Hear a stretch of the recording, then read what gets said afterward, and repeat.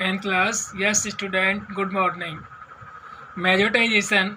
मेजोटिनिज्म इन श्रीलंका। श्रीलंका में बहुसंख्यकवाद। Sri Lanka emerge as an independent country in 1948।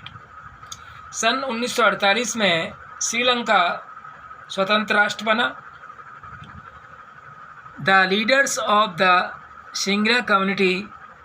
Sinhala community sought to secure dominance over government by virtue of their majority. Singly समुदाय के नेताओं ने बहुसंख्या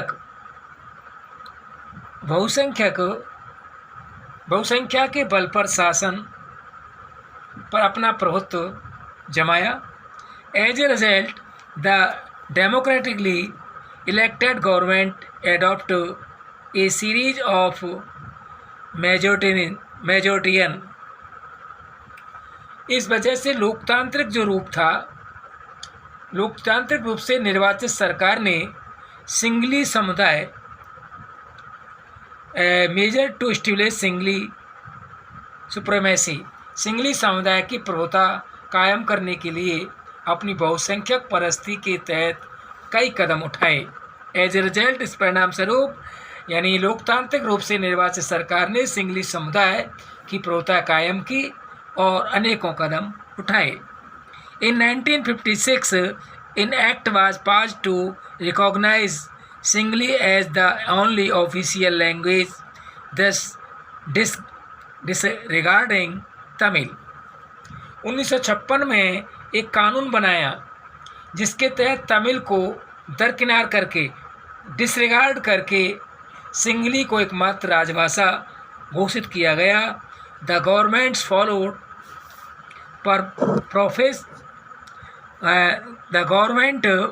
followed preferential policies that favoured singly applicants for university positions and government job। The governments follow, सरकार ने विश्वविद्यालयों, universities और सरकारी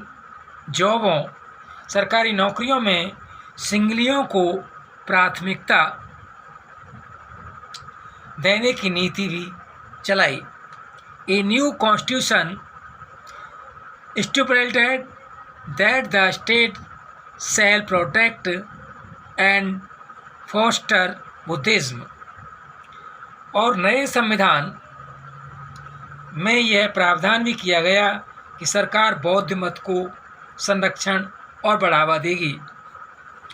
all these government measure coming one after the other gradually increase the feeling of alienation among the Sri Lankan Tamils.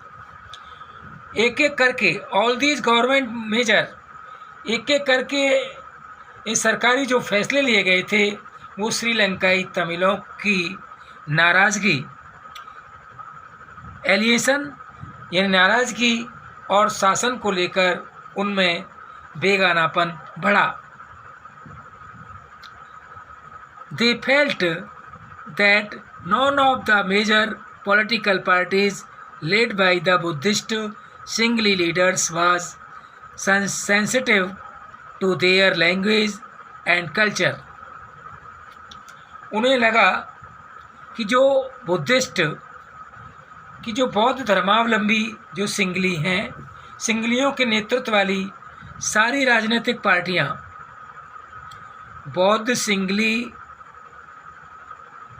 बौद्ध धर्मावलंबी जो सिंगलियों का नेतृत्व करने वाली जितनी भी राजनीतिक पार्टियां हैं, मेजर पॉलिटिकल पार्टीज़ हैं, उनकी भाषा और संस्कृति को लेकर वे असंवेदनशील थे, सेंसिटिव थे। They felt that the constitution and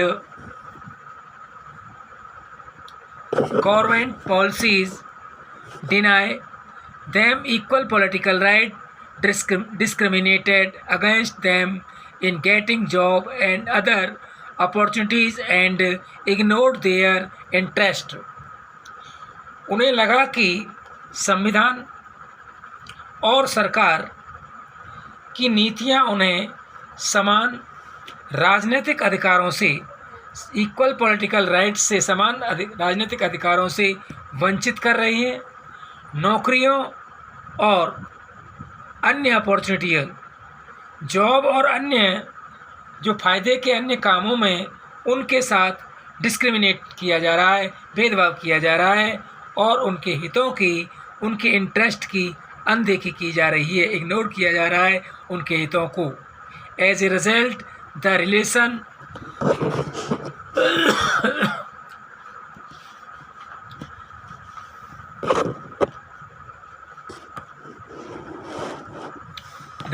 between the Sinhalese and Tamil communities streamlined over time. और इस परिणाम स्वरूप यह हुआ कि तमिल और जो सिंगली समुदाय थे उनके संबंध बिगड़ते चले गए। The Sri Lankan Tamil launched parties and struggle for the recognisation of Tamil as an official language for regional autonomy and equality of opportunity in securing education and job. श्रीलंकाई तमिलों ने अपनी राजनीतिक पार्टियां बनाई, लॉन्च पार्टियां बनाई और तमिल को ऑफिशियल लैंग्वेज, राजभाषा बनाने, क्षेत्रीय रीजनल ऑटोनॉमी, क्षेत्रीय स्वायत्तता हासिल करने तथा education and opportunity of equality और शिक्षा और रोजगार में समान अवसरों की मांग को लेकर के स्ट्रगल किया। But their demand for more autonomy to province populated by the Tamils was respectively denied. लेकिन तमिलों की जो आबादी थी, तमिलों की जो पॉपुलेशन थी, आबादी वाले इलाकों की स्वायत्तता की उनकी मांगों को लगातार नकारा गया, डिनाई किया गया। By 1980 several political organisation were formed demanding in independent Tamil Eelam in northern and eastern parts of Sri Lanka. 1980 के दशक तक उत्तर पूर्वी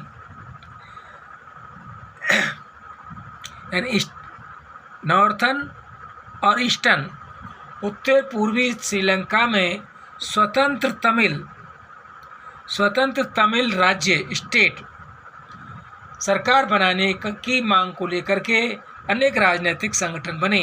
1980 के दशक में उत्तरी पूर्वी श्रीलंका में स्वतंत्र तमिल सरकार बनाने की मांग को लेकर के, राज्य बनाने की मांग को लेकर अनेकों राजनीतिक संगठन बने।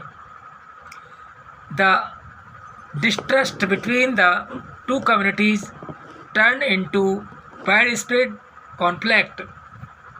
श्रीलंका में इन दोनों समुदायों में, टू कम्युनिटीज, दोनों समुदायों के बीच जो पारस्परिक अविश्वास,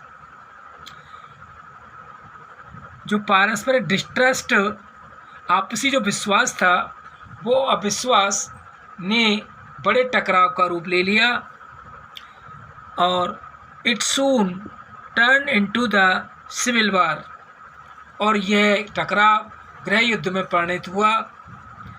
as a result thousands of people of both the communities have been killed. दोनों परिणाम स्वरूप दोनों पक्षों के हजारों लोग मारे जा चुके थे। Many families were forced to leave the country, और अनेक परिवार अपने देश से भागकर शरणार्थी बन गए, एज रिफ्यूजी बन गए। And many more lost their livelihoods, और इनमें से कई गुना ज़्यादा लोगों ने अपनी रोजी रोटी चौपट हो गई। You have read chapter 1 of economic text book class 10th about Sri Lanka excellent record of economic development, education and health। आप ने पढ़ा 10वीं कक्षा के अर्थशास्त्र की पाठ्यपुस्तक के पहले अध्याय में कि हमारे क्षेत्र के आर्थिक देशों में जो आर्थिक विकास, इकोनॉमिक डेवलपमेंट, आर्थिक विकास, शिक्षा और स्वास्थ्य के मामले में श्रीलंका का रिकॉर्ड सबसे अच्छा था, एक्सीलेंट था। But the civil war has cause a terrible setback to the social, cultural and economic life of the country. लेकिन वहाँ के गृह युद्ध ने, इस वार ने उस देश के सामाजिक, सांस्कृतिक, आर्थिक जीवन में काफ़ी परेशानियां पैदा कर दी। एकोमोडेशन इन बेल्जियम की समझदारी। The Belgium leaders took a different path. Belgium के नेताओं ने श्रीलंका से अलग रास्ता अपनाया। They recognise the existence of regional differences and cultural diversities. उन्होंने क्षेत्रीय अंतरों और सांस्कृतिक विविधताओं को स्वीकार किया। Between 1970 and 1993 they amended their constitution 4 times so as to work out an arrangement that would enable everyone to live together within the same country। 1970 और 1993 के बीच उन्होंने अपने संविधान में 4 संशोधन किए, अमेंडमेंट किए, और so the work out of arrangement, और संशोधन करने के बाद उन्होंने इस प्रकार की व्यवस्था बात के लिए एक देश में रहने वाले किसी भी आदमी को बेगानेपन का एहसास ना हो और सभी मिलजुल कर के रहें, इस तरीके का मिलजुल के रह सकें, ऐसा काम किया। The arrangement they worked out is different from any other country and is very innovative. और उन्होंने इसके लिए जो अरेंजमेंट किया, जो व्यवस्था की, वह बहुत ही कल्पनाशील थी, वो बहुत ही इनोवेटिव थी। Here are some of the elements of the Belgium model. कोई ऐसा देश नहीं कर पाया बेल्जियम के इस मॉडल की जानकारी के लिए यहाँ देखें कुछ मुख्य बातें हैं। First, Constitution prescribes that the number of Dutch and French speaking ministers shall be equal in the central government। संविधान में इस बात को इसका स्पष्ट प्रावधान किया गया था कि जो केंद्रीय सरकार में डच और फ्रेंच भाषी मंत्रियों की संख्या समान रहेगी। Some special laws require the support of majority of members from each linguistic groups। और कुछ विशेष कानून तभी बन सकते हैं जब दोनों भाषाई, कुछ स्पेशल लॉज रिक्वायर तभी बन सकते हैं जब दोनों भाषाई समूहों के सांसदों का बहुमत उसके पक्ष में हो। 10 no single community can make discussion unilaterally. और इस प्रकार किसी एक समुदाय के लोग एक तरफा फैसला नहीं कर सकते। Many power of the central government have been given to state government of the 2 regions of the country. केंद्र सरकार की जो अनेकों शक्तियाँ देश के 2 इलाकों की जो क्षेत्रीय रीजनल सरकारें थीं, क्षेत्रीय सरकारों को सुपर्द कर दी गई। यानी केंद्र सरकार की जो अनेक शक्तियां देश की 2 इलाकों की जो क्षेत्रीय सरकारों को सुपर्द कर दी गई। The state government are not subordinate to the central government. यानी राज्य सरकारें केंद्रीय सरकार के अधीन नहीं हैं। Brussels has a separate government in which both the communities have equal representation. Brussels में अलग सरकार है और इसमें दोनों समुदायों का समान रिप्रेजेंटेशन है, प्रतिनिधित्व है। The French speaking people accepted equal representation in Brussels because the Dutch speaking community has accepted equal representation in the central government. The French, जो फ्रेंच भाषी लोगों ने ब्रुसेल्स में समान प्रतिनिधित्व, इक्वल रिप्रेजेंटेशन, समान प्रतिनिधित्व के प्रस्ताव को स्वीकार किया।